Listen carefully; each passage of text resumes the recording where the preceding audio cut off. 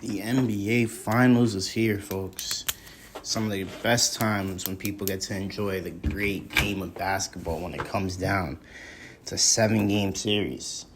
You know, best time of the year for the ball players. But anyways, let's talk now. Let's get down to business. Here to talk about the Mavs and the Celtics. First off, let's just talk about the runs from both teams. Celtics only losing 2 games. I mean, not a lot of teams can say they've done that. People are going to say, injuries, they have the easiest way of getting there. They play the Pacers, they play the Cavs. So what? They still went through what they had to go through. They were still the most dominant team during the regular season. So this is all this is all expected from them. I mean, you can't ask for anything more. You lose 2 games. I mean, you close out the Pacers in 4. It might not have been the easiest closeout, might not have been the sexiest closeout, but you still closed them out in 4. Nothing you can really say about that. For the Mavericks, man, I mean, bro, they've come a long way. And let me just say, even before, their season, I don't think anyone really seen them doing anything of this. But guess what? Trade deadline comes. They say, what do we need help with? Yes, Derrick is a good rookie center, but we might want a little more punch when it comes to the rim protection / lob throwing. So what do they say? They say, let me go sign Daniel Gafford from the Wizards. Let me go trade for him. Great pickup. Another great pickup who I said should have been out the team. He wasn't doing much for them. It was pointless. P.J. Washington. He's been incredible. Not so much in this last series, but we're going to talk about that. But in the series against OKC, oh my God, you could just see how he was one of the main X factors because he was putting up crazy numbers that you just would never expect from someone like him. And we never, not a lot of people knew about him, seen him because he played for the Hornets. And who really cares about the Hornets? And like they said, they went from playing from the 2 worst teams in the league to playing on a finals team. I mean, it doesn't get much better than that. I mean, Luka and Kyrie had to go through the Clippers, had to go through OKC. I mean, those 2 teams, let alone, are extremely, extremely tough. Clippers, OKC, I mean. And then we got to talk about Minnesota. Like, Anthony Edwards, Anthony Edwards had himself a hell of a series. A hell of a playoff run. And Luka and Kyrie extinguished that fire. Thankfully, Luka came out and went berserk Game 7 because they needed him to do his thing. So that's what he did. I'm very proud of him, very happy for him. But now that we get down to the nitty and gritty of it, Mavericks, Celtics, who do I have? What do I think? X factors, some issues. 1, let's talk about the Mavericks. Luka and Kyrie Irving already are going down as one of the greatest duos of all time. Crazy work. One playoff season together, played last year together, didn't make the playoffs, got the pick for Derrick Lively. Now look at them. Luka and Kyrie are both amazing scorers. Luka, amazing playmaker. Luka's an all-around amazing player. Kyrie, one of the best scorers I've personally ever seen in my life. Might be the best shooter ever. Best scorer I've ever seen in my life. But the thing that I see for these 2 right now, they have a nice 5-day break, whatever this break is right now that they're in. Healthiness is number 1. Luka especially. Luka had a little injury during the Clippers, things like that. It took him a while to come back from it.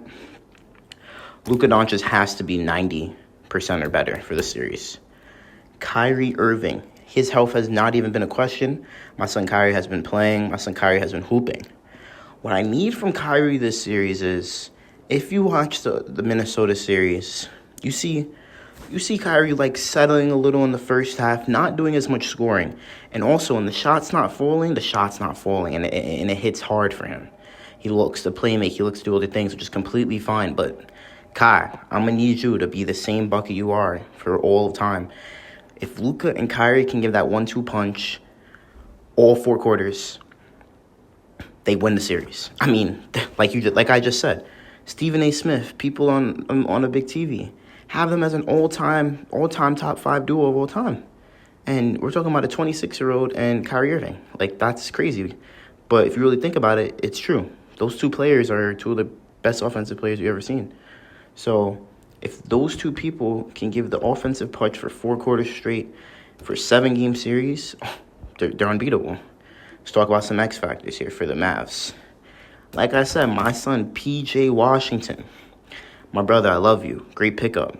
But I need you to start hitting that 3 ball. This Minnesota series was looking really nasty for you. The 0 for 5s from 3, the 0 for 4s from 3, the the 0 for 2s, the not shooting the 3-ball, the overshooting the 3-ball. It's just not going to work. It's not going to work. You shoot the 3-ball, you're open to catch and shoot threes. We need you to be a knockdown, 3 and D. That's what you need to do. Shoot the 3-ball, shoot the midi, pull up, bang, hit it, boom, bang, hit it. Like, it's just about consistency, and I hope this break that he has right now is going to give him that break in order to do it, because, I mean, if you go watch the OKC Thunder series, that boy was looking unstoppable. I mean, he had the game-winning 3, I believe, on the foul to hit the free throw to beat OKC one game. He looked unstoppable. If he can do that and not have the series he just had him against Minnesota, give me a calm 4 to 3 free threes a game, rebound the ball well, and still finish, that's a great X factor to have alongside the 1-2 punch I talked about to begin with. Third thing, and this is more or less offense, but he's had some good games. I believe it was against the Clippers he had a good game. OKC hit a nice little fadeaway. My son Derrick Jones Jr. I mean, first off, brothers on a minimum, played for the Heat, was known for just a dunker. Probably was not, if he didn't do well this series, probably wasn't going to get picked up again. Now look at him. He's a 3 and D wing. He's guarding the best players in the opposite team. He's shooting the 3-ball. He's still doing the dunks, but he's included it to an all-around game. And, I mean, you can't ask for anything better than that. So, my son, Derrick Jones Jr., I just need you to do your 3 and D work. Hit the 3-ball. Don't have the same games that P.J. Washington had. Don't have the same games you had last series, the 0 for 2, the 0 for 3s, the 0 for 6s. Do your thing, but lock in on the defensive end. You're going to have to be guarding people like Jason Tatum, Jaylen Browns, the Derrick Whites. Like, you're going to have to sit down in that chair and get really gritty on that defensive end. And he definitely can. He has the length. He has the wingspan. He has the athleticism. I mean, Derrick Jones Jr. has been one of the best defenders this whole playoff series if you've really been watching. Another X factor, and me personally, 2 of my favorite X factors, I feel like Derek Lively and Daniel Gafford. I mean, when you have Luka and Kyrie, who are 2 of the greatest scorers, in my opinion. But not only that, they are 2 very smart playmakers. And if you get right under that rim for a nice alley-oop dunk, Derek Lively and Daniel Gafford might be 2 of the best players to have it throw it down for you. Derek Lively is a rookie right here, and he's impacting the game more than Rudy Gobert impacted the game, and he's impacting the game way more than any rookie has this playoff series. He's healthy, doesn't get banged up in the head, all this nonsense that happened with him. He's going to kill. He's going to kill. And I know KP's coming back now, but he's going to have a run for him. And my son, Daniel Gafford, I just need you to, like, Daniel Gafford at one point was coming up on a Wilt Chamberlain record beating on hitting consistent shots. I just need that Daniel Gafford. I need the efficient, smart Daniel Gafford. Derek Lively shot 100% in the whole Minnesota series. That's what I need from Daniel Gafford and Derek Lively. And they're easily going to be able to stop this team. I mean, it's quite simple. Those are the X factors. I need my son Jason Kidd to give a hell of a coaching game against Joe Mazzulla, have the defensive runs. I need the defensive stances, all the things that needs to happen on the defensive side, the offensive side. I need that all to happen. I need Jaden Hardy to come off the bench because I see he's been playing. I'm sure he's going to get PT. I need him to go get himself some buckets. That's really what you're coming off the bench for, to get yourself some buckets real quick. That's really what they need him for. Now, from the Celtics standpoint, Celtics have a couple things that I see that can go wrong here. One, and it's one player, Jason Tatum. Great series, great playoff series, great playoff so far. I need you not to be great, brother. I need you to be damn there perfect. I cannot have you have the same finals you had against the Warriors a couple years ago. I need you to be solidified the number 1 player on your team. And not only that, I need that from you, but I need the shot diet that you're on right now, the pull-up threes when a small guy's on you, the deep threes. I need that to just lock in on easy buckets, because I need you to be the number 1, but then I also need Jaylen Brown to be the closest number 1 to you in order to win the series. Same thing with Kyrie and Luka. The 1-2 punch from Jaylen Brown and Jason Tatum. And the difference with these two is Jason Tatum and Jaylen Brown can defend, especially Jaylen Brown. These 2 players are, I would say, 2-way players, in my opinion. Jason Tatum, not so much. Jaylen Brown, 100%. You got these 2-way players. If they could give me both what they give on the offensive side and on the defensive side somewhat, they're going to be hard to stop. Not only that, the other 2 X factors for them, Jrue Holiday, Derrick White. I mean, These are all NBA players, all defensive players this year. Derrick White and Jrue Holiday, this is the real big question for you guys. You guys are all NBA defenders, but you'll have to You'd have to guard one of the hardest scoring duos ever. Luka Doncic and Kyrie Irving. Can y'all really think you guys can hold them? That's the big question for the Celtics and for these two people. And not only that, you have to think of matchups between Jrue Holiday and Derrick White. Jrue on Luka, Jrue on Kyrie. Derrick White on Luka, Derrick White on Kyrie. You have to think about things like that. Those are key X factors for this defense to work, because the Mavs and Luka, that's a lot of offense to control. You know, the defense is somewhat there, but that's a lot of offense to control. And Jrue Holiday and Derrick White have guarded so many different players, so many different, players like that. But I feel like this is a dynamic duo here, and now you two just have to guard the one-and-one. The help defense too, but it's going to be a one-on-one type thing. Isolations, things like that are going to be huge. I think that's going to be a key X factor. Another X factor for the Celtics, Kristaps Porzingis, healthfulness. You going to be there, but are you going to be there and be Kristaps Porzingis? That's what I always think about that when it comes to injuries and returning from it. Are you going to be there? Yes, you're going to be there, but are you really, really going to be there and have the impact that you had before? Because if Kristaps Porzingis is here and he's playing, not so, he's playing okay, it's not really going to be helpful. But if this is the KP we had way before he got injured in the beginning of this playoff series, shooting the three ball like crazy, I think he was averaging 24. If we get that KP for the Celtics, that's a scary sight. That's a really scary sight for the Mavs. And then if he can do the rim protecting that he's doing, he's going to have to. But my thing is, too, he's going to have to really lock in body-wise, because he's going to have big Daniel Gafford and Derek Lively on him. Like, those are two forces at the rim that are hard to stop. You're going to have to come off an injury and have to guard these two. You're going to have to jump a lot. You're going to have to rebound a lot. You're going to have to do a lot of things to do, just a lot of active work on the defensive side. So that's going to be huge for KP and huge for the Celtics. And not only that, I think another key factor who I want him to win the chip, he's been with the Celtics team, he's come back, he's returned, Al Horford. Al Horford.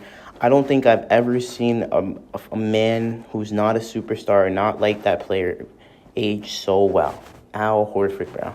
37, 38 years old, shoots the three ball incredibly, defends incredibly, does exactly what you want a player like Al Horford to do for your team. Literally exactly what you want. If Al Horford can continue to do what he's doing, that's a huge bench piece for any team. Al Horford plays the defense, shoots the three ball. That's going to be huge for them. He's also knows the team. He's got the chemistry. He knows the coaches. He knows the team. He knows everything about the Celtics. He knows how to talk to the team. He's a great leader on the court with them because he's been around these guys since his Atlanta Hawks days. He's only been with Philly other than that. But he's huge for them. Like, he'd be a huge factor in order to stop this team. It's really great. Sam Hauser coming off the bench. Need you to shoot that three ball.